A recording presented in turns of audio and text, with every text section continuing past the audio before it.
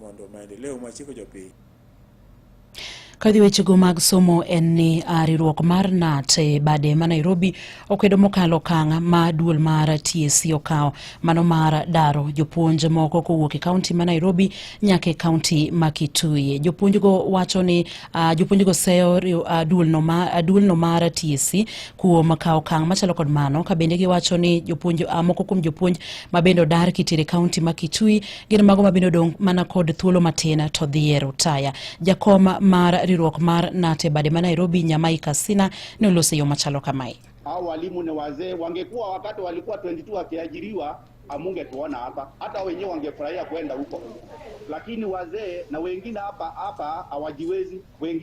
Kuna wengine hapa kuna wengine watatu wa hapo kuja kwa sababu ni walemavu. Wengine mambo ya pressure hapa imepanda. Kwa hivyo tukiangalia hiyo tunaona hiyo mwalimu wa Nairobi kidogo anafinyiliwa, na mwajiri wetu tunajua hiyo